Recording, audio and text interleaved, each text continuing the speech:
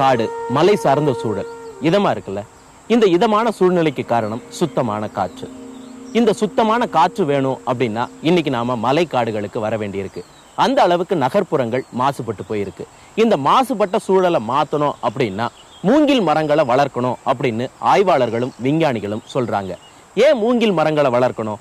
ஒரு மூங்கில் மரம் அதனுடைய ஆயுசுல 450 டன் கரியமுல வாயுவை உறிஞ்சிக்கிட்டு அதற்கு இணையான ஆக்சிஜனை வெளியிடுதான்.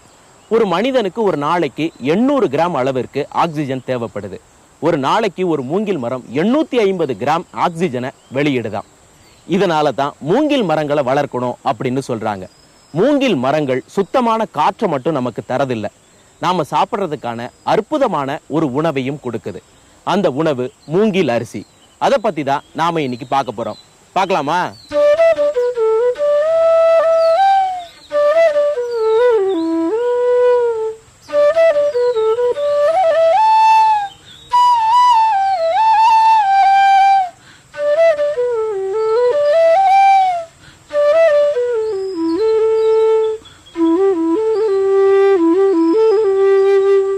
நெல் புல்வகை தாவரம். மூங்கிலும் புல்வகை தாவரத்தை சேர்ந்ததுதான். புல்வகை தாவரத்திலேயே உயரமாக வளரக்கூடியது இந்த மூங்கில் தான். இது சுமார் 40 மீட்டர் உயரம் வரைக்கும் வளரக்கூடியது. உலகிலேயே வேகமாக வளரக்கூடிய மரமும் இந்த மூங்கில் தான். சில வகை மூங்கில் மரங்கள் ஒரு நாளைக்கு 1 மீட்டர் உயரம் வரைக்கும் கூட வளருமா. சரி, இந்த மூங்கிலினுடைய பூர்வீகம் எது? மூங்கிலின் தாயகம் தெற்காசியா கண்டம் தான். குறிப்பாக சீனாதான் மூங்கிலின் தாயகமாக இருக்கலாம் என்று ஆய்வாளர்கள் கருதுகிறார்கள்.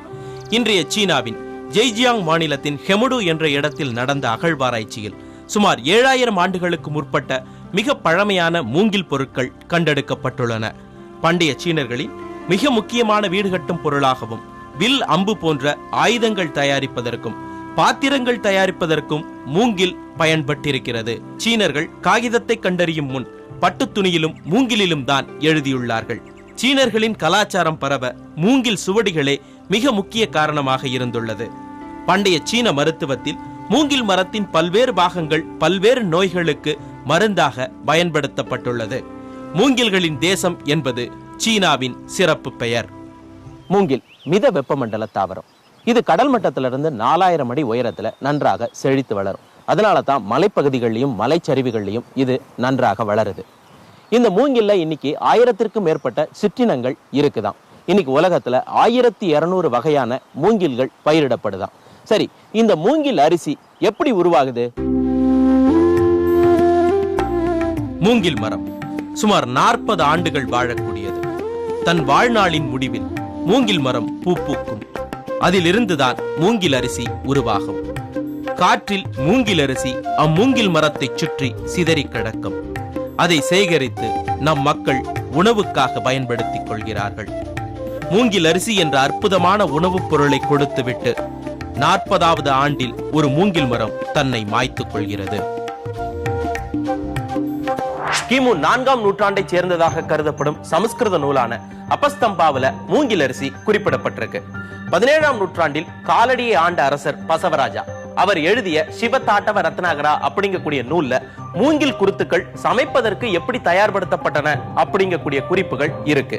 மூங்கில் அரிசியை பசவராஜா ராஜநக்கி, அதாவது அரசர்களுக்கு தகுந்த உணவு அப்படின்னு குறிப்பிட்டிருக்கிறாரு.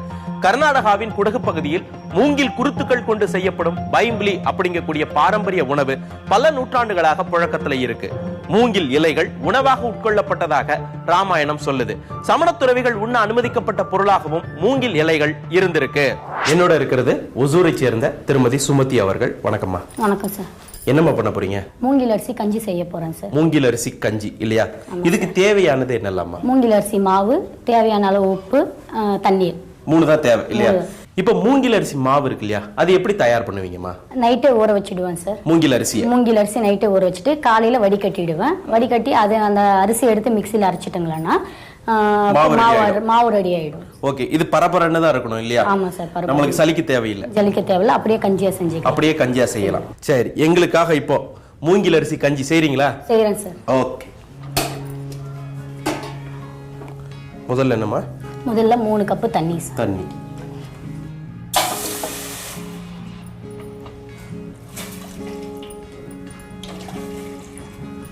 இப்போ நம்மளுக்கு ஒரு பக்கத்துல தண்ணி கொதிக்க வச்சிருக்கோம் இல்லையா? ஆமா சார். இப்போ என்ன பண்ண போறீங்க? இப்போ வந்து மாவை எடுத்து இதுல போட்டு கட்டி கட்டாம நாங்க கரைச்சி வைக்க போறோம். இப்போ ஒரு கப் மாவு, தேவையான அளவு கரைக்கிறதுக்கு தண்ணி. இது கரைக்கிற அளவுக்கு தண்ணி சேர்த்துக்கிறீங்க இல்லையா? இப்போ நம்மளுக்கு தண்ணி கொதிச்சிருச்சு இல்லையா? ஆமா சார்.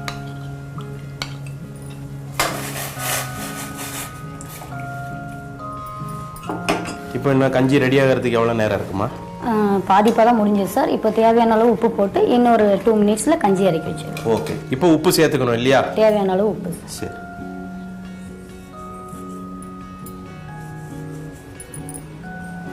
இந்த கஞ்சி பொங்கி வருமா? எப்படி தெரியும் நம்மளுக்கு ரெடி ஆயிடுச்சுன்னு? வாசனை வரும். வாசனை. மூங்கில் அரிசி கஞ்சி ரெடி. ரெடி. அவ்வளவுதான்.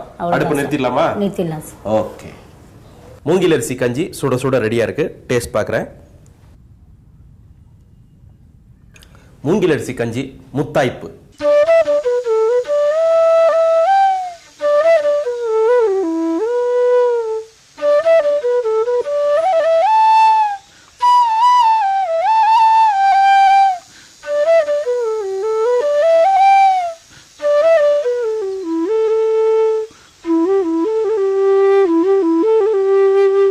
பண்டைய காலத்திலிருந்து இன்னைக்கு வரைக்கும் தமிழர்களின் முக்கியமான உணவாக இருப்பது சோற்றுணவு.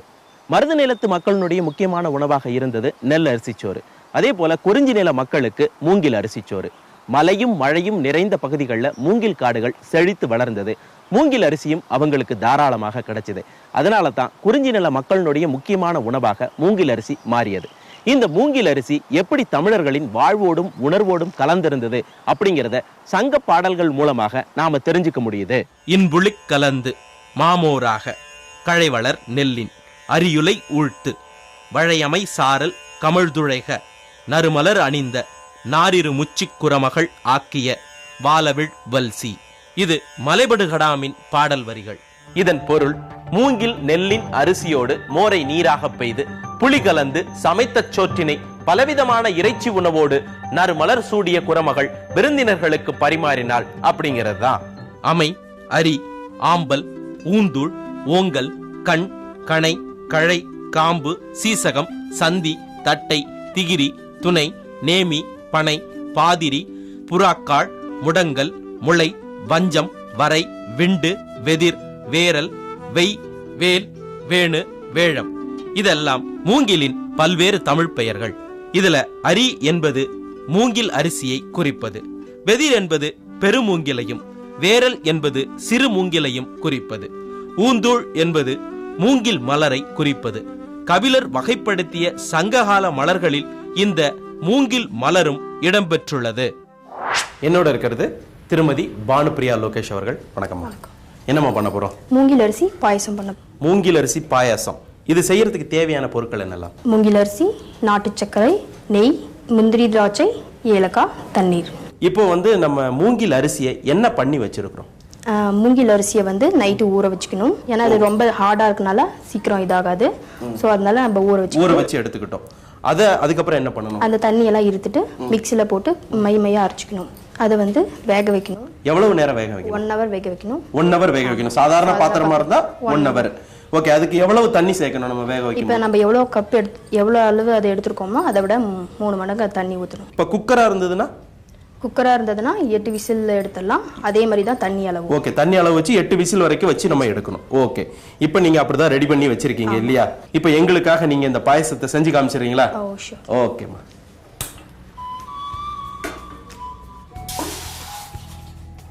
தண்ணீர் 3 கப் ஆட் பண்றோம்.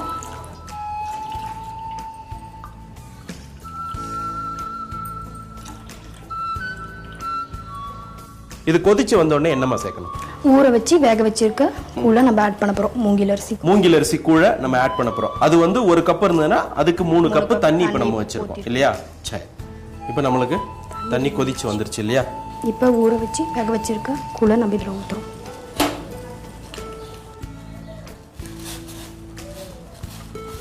இது எவ்வளவு நேரமா கொதிக்கணும்? இது இப்போ போட்டிருக்கோம்ல, ஏற்கனவே வேக வச்சனால இது ஒரு கொஞ்சம் நேரம் கழிச்சு கொதி வந்த உடனே நம்ம நாட்டு சக்கரை ஆட் பண்ணிடலாம். ஓகே, லேசா ஒரு கொதி வந்த உடனே நாட்டு சக்கரை ஆட் பண்ணிடலாம். ஓகே, கொதி நல்லா வந்தனால நாட்டு சக்கரை ஆட் பண்றோம். சரி.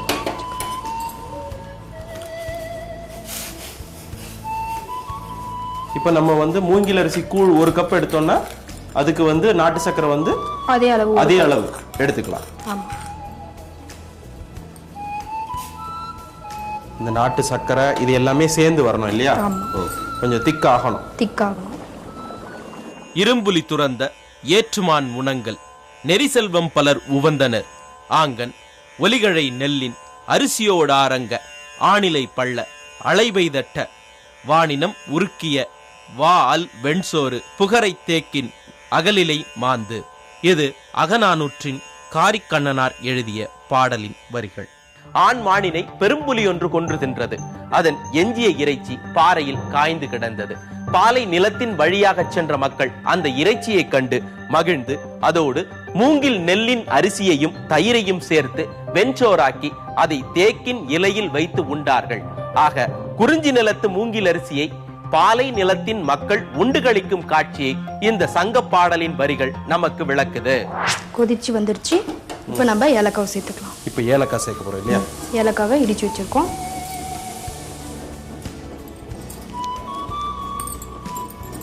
இப்போ அடுப்பு நிறுத்திக்கலாமா? இதுக்கப்புறம் முந்திரி திராட்சை வறுத்து போடுவோம்.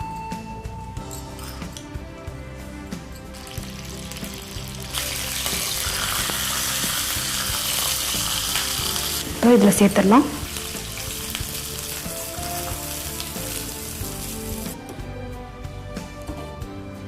இப்போ மூங்கில் அரிசி பாயசம் ரெடி. டேஸ்ட் பார்க்க போறேன். நல்ல மனம். இந்த நாட்டு சக்கரை ஒரு தனி சுவை, அதோட இந்த மூங்கில் அரிசி வேக வச்சதும் ரொம்ப நல்லா இருக்கு. மொத்தத்தில் இந்த மூங்கில் அரிசி பாயசம் பரவசமா இருக்கு.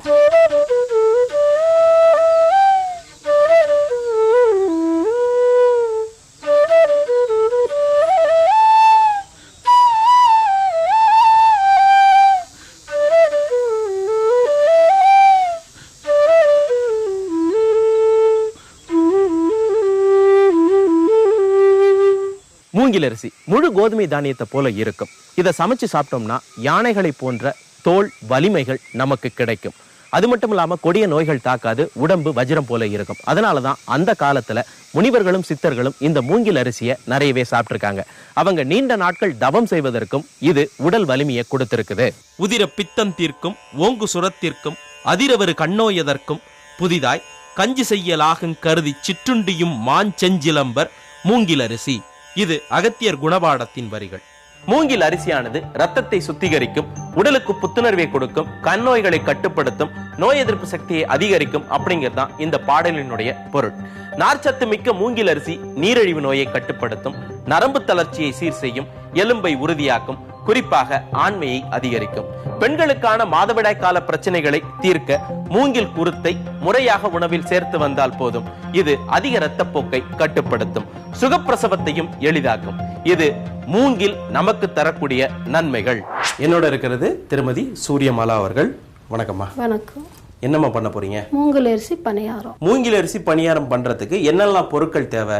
மூங்கில் அரிசி, பச்சரிசி, புழுங்கல் அரிசி, உளுத்தம் மாவு, உளுத்தம் பருப்பு, வெங்காயம், பச்சை மிளகாய், கொத்தமல்லி, கறிவேப்பிலை, கடுகு, நெய், உப்பு. இப்போ எவ்வளவு மூங்கில் அரிசி, எவ்வளவு பச்சரிசி, எவ்வளவு உளுந்து, எவ்வளவு எடுக்கணுமா? 1 டம்ளர் மூங்கில் அரிசி, 1 டம்ளர் பச்சரிசி, 1 டம்ளர் உளுந்த மாவு. உளுந்த மாவு. புழுங்கல் அரிசி எவ்வளவு எடுக்கணும்? புழுங்கல் அரிசி 1 டம்ளர். 1 டம்ளர். எல்லாமே சம அளவுக்கு எடுத்துக்கணும் இல்லையா? சரி, சம அளவுக்கு எடுத்து எவ்வளவு நேரம் ஊற வைக்கணுமா? ஒரு 2 மணி நேரம் ஊற வச்சா போதும். எல்லாத்தையும் சேர்த்து போட்டே ஊற வைக்கலாமா? எல்லாம் சேர்த்து ஒரு 2 மணி நேரம் ஊற வைக்கிறோம். ஊற வச்சுட்டு நம்ம என்ன பதத்துக்கு அரைக்கணும்? நல்ல தோசை மாவு பதத்துக்கு அரைக்கணும். தோசை மாவு பதத்துக்கு அரைச்சு எடுத்துக்கணும். இப்போ இதுல என்ன சேர்க்க போறீங்க? வெங்காயம், பச்சை மிளகாய், கொத்தமல்லி, கறிவேப்பிலை எல்லாம் தாளிச்சு, கடுகு போட்டு தாளிச்சு அது மாவுல சேர்த்து போறோம்.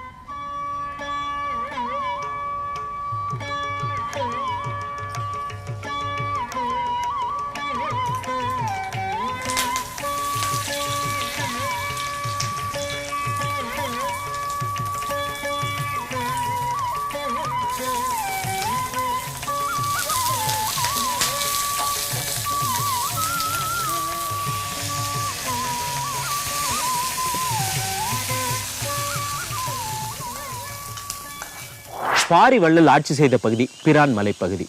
இந்த ராஜ்யத்தை கைப்பற்றுவதற்காக மூவேந்தர்களும் பல முறை பல கட்டமாக போரிட்டாங்க. ஆனா யாராலையும் ஜெயிக்க முடியல. அங்கு வந்த கபிலர் மூவேந்தர்கள் கிட்ட, நீங்க பாரி வள்ளலை எப்படி போரிட்டாலும் வெற்றி கொள்ள முடியாது, அதற்கு காரணம் மூங்கில் அரிசி தான் அப்படின்னு சொன்னாராம்.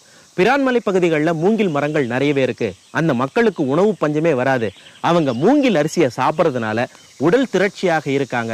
அவங்களை வெற்றி கொள்றது கஷ்டம். அதற்கு பதிலாக பாரி வள்ளல் கிட்ட யாசகமாக ராஜ்யத்தை கொடுன்னு கேட்டா அவரே கொடுத்துருவாரு அப்படின்னு சொன்னாராம். இது சங்க பாடல்கள் மூலமாக நாம தெரிஞ்சு கொள்ளக்கூடிய செய்தி. நம்மளுக்கு இப்ப பணியார மாவு ரெடி. இப்ப பணியாரம் சுட்டு எடுத்துடலாமா? சரி.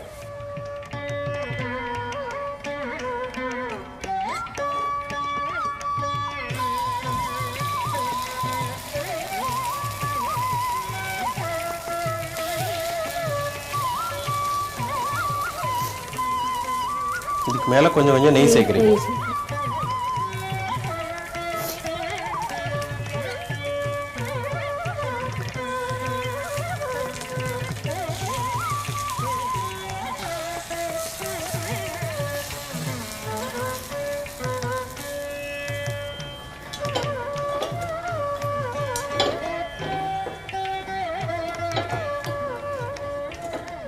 மூங்கில் அரிசி பணியாரம் ரெடியா இருக்கு. டேஸ்ட் பார்க்குறேன்.